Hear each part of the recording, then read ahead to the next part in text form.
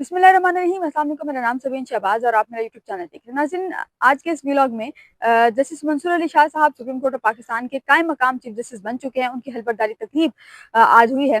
कौन कौन उस हलफबरदारी तकरीब में शरीक था और क्या क्या अहम जो है वो उस हलफबरदारी तकरीब में हुआ है, और जस्टिस मंसूर अली शाह के कायम मकाम चीफ जस्टिस बनने से क्या इम्पैक्ट पड़ सकता है, जो सुप्रीम कोर्ट में इस वक्त अहम ज़ेर इल्तवा मुकदमात हैं, उस हवाले से भी इस व्लॉग में जो है बात करेंगे। और साथ ही साथ जस्टिस मंसूर अली शाह के पहले दिन बतौर कायम मकाम चीफ जस्टिस जो है वो क्या बॉडी लैंग्वेज रही है, और क्या कुछ जस्टिस मंसूर अली शाह ने आज रिमार्क्स जो है वो किन केसेस में हम रिमार्क्स जो है वो दिए हैं, वो इस व्लॉग में आपके सामने रखेंगे। लेकिन व्लॉग शुरू करने से पहले गुजारिश है, अगर आपने अभी तक मेरा यूट्यूब चैनल सब्सक्राइब नहीं किया तो उसको सब्सक्राइब कर लीजिए और कमेंट सेक्शन में अपनी कीमती राय से जरूर आगाह किया कीजिए।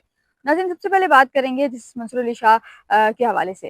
जस्टिस मंसूर अली शाह ने आज सुप्रीम कोर्ट ऑफ पाकिस्तान में बतौर कायम मकाम चीफ जस्टिस जो है वो हल्फ लिया है। जुमेरात के रोज ये नोटिफिकेशन जारी किया गया था कि चूंकि justice chief justice Yahya Farid साहब जो है वो अब जो है वो दौरा चीन पर जा रहे हैं एक हफ्ते के लिए, तो वो उनकी गैर मौजूदगी में जस्टिस मंसूर अली शाह कायम मकाम चीफ जस्टिस का ओहदा संभालेंगे और कायम मकाम चीफ जस्टिस की जो जिम्मेदारियां हैं वो सर अंजाम देंगे।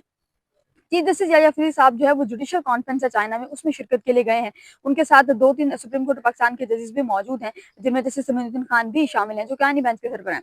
जस्टिस समीउद्दीन खान और चीफ जस्टिस याया फरीद साहब जो हैं वो दोनों इस वक्त चीन में मौजूद हैं। उनकी गैर मौजूदगी में जस्टिस मंसूर अली शाह जो है वो सुप्रीम कोर्ट ऑफ पाकिस्तान के कायम मकाम चीफ जस्टिस है। जुमेरात के रोज ये जराये से जो है वो खबर आई थी, लेकिन उसके बाद फिर कंफर्मेशन जुमे के रोज हुई, जब एक एलामिया आया और उसके मुताबिक justice Mansoor Ali Shah chief justice Yahya Afridi की गैर मौजूदगी में सुप्रीम कोर्ट ऑफ पाकिस्तान में कायम मकाम चीफ जस्टिस की जिम्मेदारियां निभाएंगे। जस्टिस मंसूर अली शाह की हलफबरदारी तकरीब आज सुप्रीम कोर्ट ऑफ पाकिस्तान में हुई है। सुबह 9 बजे ये हलफबरदारी तकरीब हुई है और सुप्रीम कोर्ट के जजेस ब्लॉक में यह हलफबरदारी की तकरीब हुई है। और जस्टिस मुनीब अख्तर, जो कि जस्टिस मंसूर अली शाह साहब के बड़े क्लोज हैं, उन्होंने जस्टिस मंसूर अली शाह साहब से हल्फ लिया है और जजेस ब्लॉक में हलफबरदारी तकरीब हुई है। जजेस जो दीगर जजेस हैं, जैसे आयशा मलिक थे, जस्टिस दीगर जो जजेस हैं वो आज हलफबरदारी तकरीब में शामिल थे। उसके साथ ही साथ और भी अटॉर्नी जनरल हैं और जो दीगर लॉ अफसरान हैं, जो जुडिशल कमीशन ऑफ पाकिस्तान के लॉ एंड जस्टिस कमीशन के जो मेम्बरान हैं, वो भी इस हलफबरदारी तकरीब में शामिल थे। कुछ सहाफ़ी भी इस हलफबरदारी तकरीब में जो है मौजूद थे।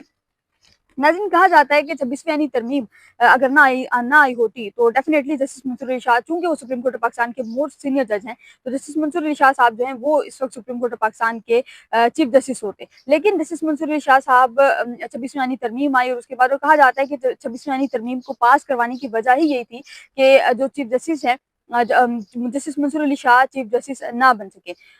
26वीं यानी तरमीम पास हुई, अब तकरीबन 6 महीने से ज़ायद का वक्त गुजर चुका है, लेकिन जो उसके इम्पैक्ट हैं वो इस वक्त तक सुप्रीम कोर्ट पर हमें नजर आ रहे हैं, क्योंकि चीफ जस्टिस याफ्ती साहब चीफ जस्टिस तो है, लेकिन उनके पास उनकी पावर जो है मतुल्लाह जान साहब ये कहते हैं कि एक्टिंग चीफ जस्टिस जो है, हमारे जो प्राइम मिनिस्टर साहब है, वो भी इस वक्त एक्टिंग ही मतलब एक तरह से एक्टिंग ही कर रहे हैं, और एक वो प्रॉपर चीफ जस्टिस प्रॉपर जो प्राइम मिनिस्टर नहीं है, एक एक्टिंग ही कर रहे हैं। 26वीं यानी तरमीम के बाद जस्टिस चीफ जस्टिस याया फरीदी साहब जो है वो चीफ जस्टिस बने, लेकिन जस्टिस मंसूर अली शाह साहब उस पर खामोश रहे। अब हफ्ते के लिए जस्टिस मंसूर अली शाह साहब जो हैं वो कायम मकाम चीफ जस्टिस जो हैं वो होंगे। अच्छा, जजेस की बॉडी लैंग्वेज के हवाले से जो आज की इस हलफबरदारी तकरीब में थी, उस हवाले से थोड़ी सी बात करेंगे। जैसे आज तमाम जजेस की जो बॉडी लैंग्वेज है वो तकरीबन पुराने वाली थी। हमें ये था कि शायद जस्टिस शकील अब्बासी अपनी साइड जो है वो चेंज कर गए। जस्टिस शकील अब्बासी जस्टिस मंसूर अली शाह साहब के साथ हुआ करते थे, लेकिन हमें ये था कि शायद जो जस्टिस अकील अब्बासी हैं उन्होंने अपनी साइड तब्दील किया। लेकिन आज इस हलफबरदारी तकरीब के बाद एक चीज़ बड़ी वाज़ेह हुई है कि जस्टिस अकील अब्बासी इस वक्त भी जो है वो मौजूद है। उनसे जब सवाल हुआ, एक साथी ने सवाल किया कि 26वीं तरमीम के बाद इम्पैक्ट पड़ा है, तो क्या समझ रहे हैं आपके, क्या कुछ होगा? तो उस पर जजेस की जानिब से जवाब दिया गया कि हम पुरुम्मीद हैं, और जिस तरह से सुप्रीम कोर्ट ऑफ पाकिस्तान पहले चलती आ रही थी, इस वक्त भी वो उसी तरह से चलती आ रही है। ऑल्दो कि उस तरह से नहीं चल रही, कहीं ना कहीं चीज़ों में तब्दीली आई है, चीज़ें चेंज हुई हैं, लेकिन जजेस इस हवाले से बहुत ही ज़्यादा जो है पुरुम्मीद है। ये मेरा ख्याल है कि एक बड़ा पॉजिटिव चीज़ है कि जजेस जो है वो इस तरह से पुरुम्मीद हैं। दूसरा जो है वो सुप्रीम कोर्ट ऑफ पाकिस्तान में अब मुख्तलिफ केसेस जो है वो इस वक्त ज़ेर इल्तवा है। जस्टिस मंसूर अली शाह एक हफ्ते के लिए कायम मकाम चीफ जस्टिस है, तो देखना यह है कि क्या जस्टिस मंसूर अली शाह साहब जो है वो कोई अहम फैसला कर लेंगे इस हफ्ते के दौरान, क्योंकि कायम मकाम चीफ जस्टिस हैं तो सही, लेकिन जो उनके पास अथॉरिटीज़ हैं, जो पावर्स हैं, वो सारी चीफ जस्टिस वाली हैं। एक हफ्ते के लिए चीफ जस्टिस साहब तो नहीं है। अब देखना है कि क्या जस्टिस मंसूर अली शाह साहब जो है वो कोई अहम केस इस दौरान में समाअत के लिए मुकर्रर कर लेते हैं। एक अहम फैसला जो कि सुनने में आ रहा है कि 12 जुलाई 2024 का एक फैसला है जस्टिस मंसूर अली शाह का, जिस पर जो नजरसानी है वो रिव्यू जो है वो इस वक़्त पेंडिंग है। हो सकता है कि उसको समाअत के लिए मुकर्रर कर दिया जाए, लेकिन चीफ जस्टिस रियायत फरीद साहब जाने से कबल तमाम अहम फैसले, तमाम अहम केसेज़ फैसला तो कुछ अहम कर नहीं सकते क्योंकि उनके पास तरह से पावर है नहीं, क्योंकि अब वो सुप्रीम कोर्ट ऑफ पाकिस्तान की चीफ जस्टिस है।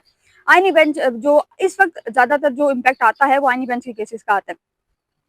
ज़्यादा जो केसेज़ है 9 मई के इस वक़्त चल रहे हैं, 9 मई के ट्रायल के हवाले से केसेज़ है, उस पर चीफ जस्टिस एफडी साहब फैसला कर चुके हैं और 1 हफ्ता उनके पास था कि वो 1 हफ्ते अवेलेबल नहीं, क्योंकि उनको इस चीज़ का ज़ाहिर इन्विटेशन पहले से होगा। अब ये है कि जस्टिस मंसूर अली शाह साहब 9 मई के केसेस तो नहीं सुन सकते, क्योंकि जस्टिस चीफ जस्टिस यासरी साहब का बेंच ने 4 महीने का टाइम दिया है ट्रायल कोर्ट को, और जो केसेस रह गए हैं, क्योंकि आगे भी केसेस लगने हैं, जो केसेस रह गए हैं वो ये के जो तमाम केसेस हैं ये शिफ्ट किए जा रहे हैं जस्टिस हाशिम काकर साहब की कोर्ट में। चीफ जस्टिस जायफरी साहब जो है ये तमाम तर केसेस शिफ्ट कर कर जो है वो गए हैं, और उसके बाद फिर वो छुट्टियों पर जो है वो गए हैं। अब ये है कि इस्लामाबाद हाई कोर्ट के हवाले से भी, इस्लामाबाद हाई कोर्ट में जजिस ट्रांसफर का मामला इस वक्त चल रहा है। इस्लामाबाद हाई कोर्ट में जजिस ट्रांसफर का जो मामला है वो आपको पता है कि सुप्रीम कोर्ट ऑफ पाकिस्तान में ज़ेर इल्तवा है।